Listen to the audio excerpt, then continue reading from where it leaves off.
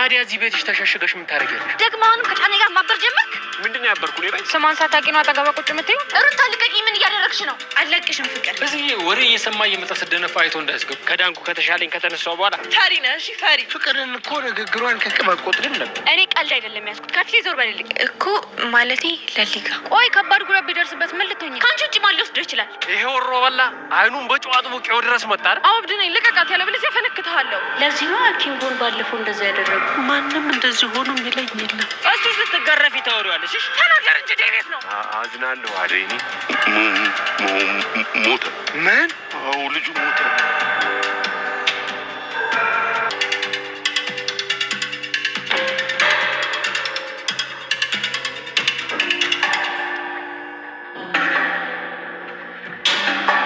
የኔት ምን ነው ችግር አለ እንዴ?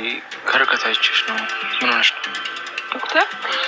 እንዴ ሮማን ማለት አንቺ ነሽ እንዴ?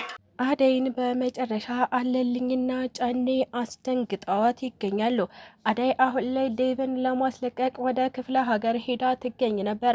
ነገር ግን አደይ እንዳሰበችው ዴቭን ልታስለቅቀው አልቻለችም። ለብርሃን አለልኝና ጫኔ ዴቭ እንደሞተ እየነገሯት ይገኙ ነበረ። ብርሃንም እየተሯሯጠች ወደ አደይ በመሄድ አደይ ጉድ ሆነናል እያለችም ነበረ በኃይል እየጮኸች የምትገኘው። አደይም ብርሃኔ ምን ሆነች ነው? ስለምን ጉድ ነው የምታወሪው? ምን ሆነናል? ምንድነው የሆነው? እያለችም በስስት እየጠየቀቻት ትገኛለች። ታዲያ አደይን ዴቭ ሞቷል ስትል ነበር ብርሃን መርዶውን እያረዳቻት የምትገኘው። አደይ እጅግ በጣም ደነገጠች። ዴቭ እንደዚህ ሊሆን አይችልም በጭራሽ እያለችም ከራሷ ጋር እየተጫጫኸች ወደ እነ አለልኝና ጫኔ ሄደች። እዛም ሄዳ ዴቭ የታል ስትልም ማውጣጣቷን ቀጠለች። ታዲያ እነሱም ሙሉ በሙሉ በድፍረት ዴቭ ሞቷል ሲሉ ነበረ ለአደይ እያስረዷት የሚገኙት። ሰላም ጤና ይስጥልኝ ውድና የተከበራችሁ ቤተሰቦቼ፣ ለኦርቶዶክስ እምነት ተከታዮች በሙሉ እንኳን ለብርሃነ ትንሣኤው በሰላም አደረሳችሁ። በዓሉ የሰላም የፍቅር የመተሳሰብ እንዲሁም ደግሞ የጤና ያድርግልን እያለን ለዛሬው ደግሞ ሰራተኛዋ አደይ ፊልምን ክፍል 231 ይዤላችሁ መጥቻለሁ። እስከ ቪዲዮ ፍጻሜ አብራችሁን ቆዩ። አደይ እንግዲህ የባለፈው ክፍል ላይ እንዳየነው አደይ ዴቭን ለማግኘት የግዴታ ጊዜ መውሰድ አለብኝ ብላ በማሰብ ቤት ውስጥ ተቀምጣ አለልኝም ሆነ ጫኔ ማናቸውም የአደይን ወደ ክፍለ ሀገር መምጣት እንዳያውቁ እያደረገች ትገኝ ነበር። የአደይም እናት እኔ ሄጄ ወዳሉበት ቦታ እፈልጋቸዋለሁ ብላ በማሰብ ዴቭ እየታገተበት ቦታ በመሄድ የታለ ልጁ ስትል አለልኝና ጫኔን ጠይቃቸው ነበረ። እነሱም ለእሷ ምንም አይነት መልስ ሳይመልሱላት ዴቭም እንደታገተ ምንም የምናውቀው ጉዳይ የለም በማለት መልሰዋት ይገኙ ነበረ። የአደይ እናት ወደ አደይ በመመለስ ልጁን በፍጹም ላገኘው አልቻልኩኝም እና ደግሞ አጎትሽም አከናፍሮ ነው የመለሰኝ፣ ከአባትሽ የባሰ ሰይጣን ነው እያለችም እየነገረቻት ትገኛለች። መስፍኔ ወደነ አደይ እናት ቤት በመምጣት አደይን ከከተማ እንደመጣች አያት። እናም አደይ ለምንድነው የመጣሽው ሲልም ጠየቃት። አደይም መስፍኔ ችግር ተፈጥሮብኝ ነው የመጣሁት። አባቴ አለልኝና ጫኔን በመቅጠር ዴቭን አሳግቶታል። እናም ዴቭ እነሱ እጅ ነው ያለው። እሱን ለማስለቀቅ ነው የመጣሁት። እነሱ ደግሞ አደይ ካልመጣች አንለቀውም ብለዋል ስትልም ለመስፍን ነገረችው። መስፍንም ነይ ከኔ ጋር ሄደን እናስለቅቀዋለን በማለት አደይን ከቤት ይዟት ወጣ። ታዲያ የአደይ እናት በዚህ ሰዓት እባክሽ ልጄ አንድ ነገር እንዳትሆኝብኝ፣ ፈተናሽ በዛ፣ አሁንስ አንቺ የተወለድሽው ለፈተና ነው እያለቻትም ትገኝ ነበረ። አሁን ላይ አደይ የማትወጣው ችግር ውስጥ ገብታ ትገኛለች። የአደይ ሕይወት ይስተካከላል እየተባለ ቢጠበቅም ነገር ግን ዝብርቅርቁ ወደዛው እየባሰበት እንደቀጠለም ጭምር አይተነዋል። ታዲያ ብርሃን የዴቭን መሞት ስትሰማ እጅግ በጣም ደነገጠች። እናም በረጅሙ እየጮኸች ትገኝ ነበር። በዚህን ሰዓት አለልኝ የአደይን እህት ማለትም ብርሃንን አፏን አፍኖ እንዳትጮህ አደረጋት። ብርሃንም እባካችሁ እናንተ ነፍሰ በላዎች፣ እናንተ ሰይጣኖች ናችሁ፣ ልቀቁኝ በማለት እነሱን ገፈታትራ ጥላቸው ወደ ቤት እየሮጠች ሄደች። ወደ ቤት እየሄደች በነበረበት ሰዓት መስፍንና አደይ እየወጡ አገኘቻቸው። ብርሃንም በኃይለኛው ጮሃ እህቴ ጉድ ሆነናል፣ ጉድ ሆነሻል እያለችም ለማስረዳት ሞከረች። አደይም ብርሃኔ ስለምን ጉድ ነው የምታወሪው? ምን ተፈጥሮ ነው እያለችም ጥያቄዋን ቀጠለች። ታዲያ ብርሃንም ዴቭ ሞቷል፣ ዴቭን አተሸዋል በማለት ነበረ ለአደይ እያስረዳቻት የምትገኘው። በዚህን ሰዓት አደይ የዴቭን ሞት ስትሰማ ማመን አልቻለችም። እየተሯሯጠች ወደነ ጫኔ ጋር ሄደች። ታዲያ እነሱንም ስታገኛቸው ዴቭ የት ነው ያለው? እናንተ ውሾች የት ነው ያደረጋችሁት? እያለችም መጠየቋን ቀጠለች።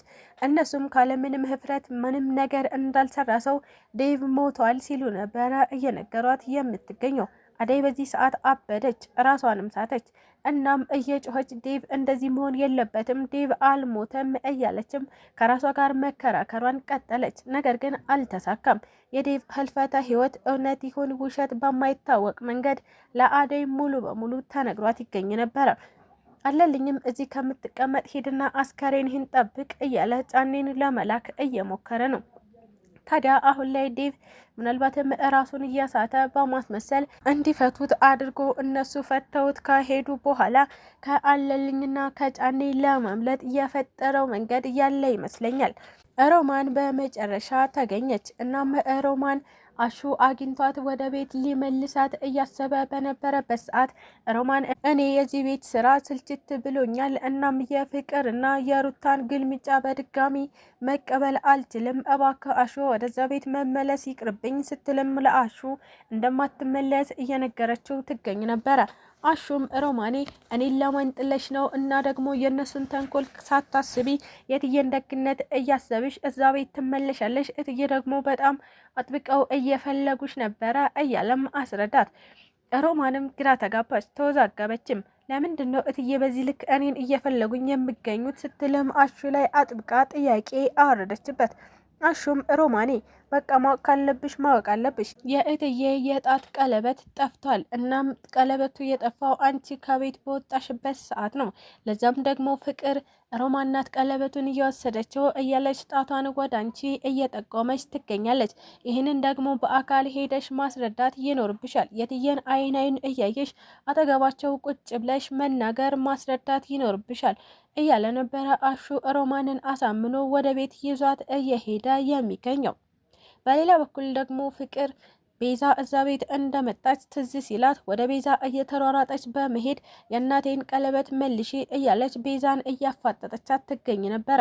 ቤዛም ስለምን ቀለበት ነው የምታወሪው? እኔ በፍጹም የንችንም ሆነ የእናትሽን ቀለበት አልነካሁም እና እኔ የእናንተን ቀለበት እየታግኝቸው ነው እያለች ቤዛ አሁንም ማስተባበሏን ቀጥላለች። ነገር ግን ፍቅር አሁን ላይ ቤዛ እንደወሰደችው እርግጠኛ ናት። እናም እባክሽ የእናቴን ቀለበት አንቺ እንደወሰድሽ አውቃለሁ፣ ቤተሰቡን አትበጥብጪ፣ ከዚህ በኋላ ቀለበቱን አምጪ እያለችም ለመቀበል እየሞከረች ትገኝ ነበረ። ነገር ግን አሁን ላይ ፍቅር ከዳኒ ጋር በመደራደር የእናቷን ቀለበት ማስመለስ ትችል ነበረ። ምክንያቱም ዳኒ ቤዛ የፍቅርን እናት ቀለበት ይዛባት እንደነበረ ማለትም ከዚህ በፊት ሲጠይቃት እንደነበረ አይተናል። ቤዛም ይህ ቀለበት የማን ነው ሲላት እሷ ደግሞ ለመናገር ፈቃደኛ እንዳልሆነች እየነገረችው ነበር። ስለ ቀለበቱ አንተ ምንም አይመለከትህም ትለውም ነበረ። አሁን ላይ ፍቅርን ስለሚወዳት ፍቅር ብትጠይቀው በእርግጠኝነት የእናቷን ቀለበት ከቤዛ እጅ ወስዶ ይሰጣት ነበረ። ነገር ግን ቁም ነገሩ እሱ ሳይሆን አሁን ሮማን ሌባ አለመሆኗ እናም ያን ቀለበት አለመውሰዷ መረጋገጡ ብቻ ነው። እንግዲህ በቀጣይ ቪዲዮ ዴቭም አለልኝና ጫኔን አታሎ ምናልባትም ከሰመመኑ ነቅቶ አደይም ደግሞ እሱን በመፈለግ እየዞረች ይገናኛሉ ብለን ተስፋ እናደርጋለን። በቀጣይ ቪዲዮ የምናየው ይሆናል። ስለተከታተላችሁኝ እጅግ አድርጌ አመሰግናለሁ። ለቻናሌ ደግሞ አዲስ ከሆናችሁ ላይክ፣ ሼር፣ ሰብስክራይብ እያደረጋችሁ ቤተሰብ ሆኖ በድጋሚ ለኦርቶዶክስ እምነት ተከታዮች በሙሉ እንኳን ለብርሃነ ትንሣኤው በሰላም አደረሳችሁ። በዓሉ የፍቅር የሰላም አንድነት እንዲሁም ደግሞ